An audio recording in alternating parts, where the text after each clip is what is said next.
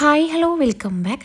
ഇന്നത്തെ നമ്മുടെ വീഡിയോയിൽ ഈ ഒരു ചുട്ടുപൊള്ളുന്ന ചൂടിനൊക്കെ തയ്യാറാക്കി എടുക്കാൻ പറ്റുന്ന ഒരു കിടിലൻ ഡ്രിങ്കാണ്. അപ്പോൾ എന്തായാലും ഉണ്ടാക്കി നോക്കുക, വീഡിയോ ഫുള്ളായിട്ട് കാണുക. അപ്പോൾ നമുക്ക് ഈ ഒരു ഡ്രിങ്ക് എങ്ങനെ തയ്യാറാക്കി എടുക്കാമെന്നുള്ളത് നോക്കാം. ഈ ഒരു ഡ്രിങ്ക് ഉണ്ടാക്കിയെടുക്കാനായിട്ട് ഞാനിവിടെ ചൗവരിയാണ് ആദ്യം വേവിച്ചെടുക്കുന്നത്. ചൗവരി സാവോനരി എന്നൊക്കെ പറയട്ടോ.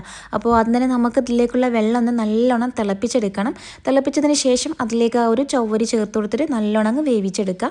ഒരുപാടങ്ങ് വെന്ത് കുഴഞ്ഞു പോകാതെ നോക്കണം.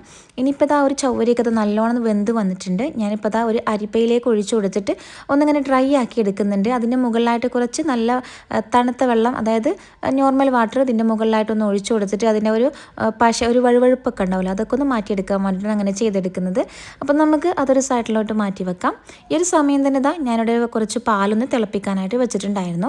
പാല് തിളച്ച് വരുന്നതിന് മുന്നായിട്ട് നമുക്കതിലേക്ക് മധുരത്തിന് ആവശ്യമായിട്ടുള്ള പഞ്ചസാര ചേർത്ത് കൊടുക്കാം. ഞാനിവിടെ കുറച്ച് പഞ്ചസാരയും ബാക്കി മധുരത്തിനായിട്ട് മിൽക്ക് മെയ്ഡും കൂടിയാണ് ചേർത്ത് കൊടുത്തിട്ടുണ്ടായിരുന്നത് കേട്ടോ.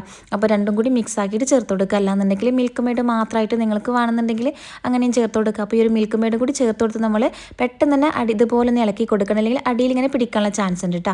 ഇനിതാ നമുക്കതിലേക്ക് കസ്റ്റാർഡ് പൗഡർ ചേർത്ത് കൊടുക്കാം. കസ്റ്റാർഡ് പൗഡർ കുറച്ച് പാലിലൊന്ന് കലക്കി, അതായത് 1 സ്പൂണോ 2 സ്പൂണോ മതിയാവും കേട്ടോ. ഒരുപാടൊന്നും വേണ്ട, ഒരുപാട് തിക്കായിട്ട് നമുക്കിപ്പോൾ ഒരു ഡ്രിങ്ക് വേണ്ടല്ലോ. അപ്പോൾ അതുകൂടി ചേർത്ത് കൊടുത്തിട്ട് നമുക്ക് അതിലേക്ക് ചേർത്ത് കൊടുക്കാം. പിന്നീട് ഗ്രേറ്റ് ചെയ്തെടുത്ത ക്യാരറ്റും അതുപോലെ തന്നെ കുറച്ച് ക്യാരറ്റ്, അതായത് 1 ക്യാരറ്റ് ഇതുപോലെ പുഴുങ്ങിയെടുത്തിട്ട് ഒന്ന് പേസ്റ്റ് പോലെ ഒന്ന് അരച്ചെടുത്തിട്ടുണ്ടായിരുന്നു. അതിൽ വെള്ളം ഒന്നും ഒഴിച്ചു കൊടുക്കാതെ നല്ലോണം അത് പേസ്റ്റാക്കി അരച്ചെടുത്താൽ മാത്രം മതി. അപ്പോൾ അരച്ചെടുത്ത ഒരു പേസ്റ്റും കൂടി, ക്യാരറ്റിൻ്റെ പേസ്റ്റും കൂടി നമുക്കതിലേക്ക് ചേർത്ത് കൊടുക്കാം. ചേർത്തതിന് ശേഷം കൈവിടാതെ ഇളക്കി കൊടുക്കണം. നല്ലതുപോലെ ഈ ഒരു പാലിലൊന്ന് മിക്സായി കിട്ടണം കേട്ടോ, നമ്മൾ അരച്ചെടുത്ത ഒരു ക്യാരറ്റിൻ്റെ പേസ്റ്റ്. അപ്പോൾ നമുക്ക് കളർ ഇങ്ങനെ മാറി വരുന്നതായിട്ട് കാണാം. അപ്പോൾ എല്ലാം കൂടി നല്ലോണം മിക്സാക്കി ഇതുപോലെ ഒന്ന് തിളച്ച് വരുന്നുണ്ട്. പിന്നെ ഈ ഒരു ടൈമിൽ നിങ്ങൾക്ക് വേണമെന്നുണ്ടെങ്കിൽ നട്ട്സൊക്കെ ഇതിലേക്ക് ആഡ് ചെയ്ത് കൊടുക്കാം കേട്ടോ. നട്ട്സ് ഇഷ്ടമാണെങ്കിൽ, അല്ലെങ്കിൽ അത് വേണമെന്നുണ്ടെങ്കിൽ മാത്രം ആഡ് ചെയ്ത് കൊടുക്കാം. അല്ലാതെ ഇങ്ങനെ തന്നെ ഉണ്ടാക്കിയെടുത്താലും മതി.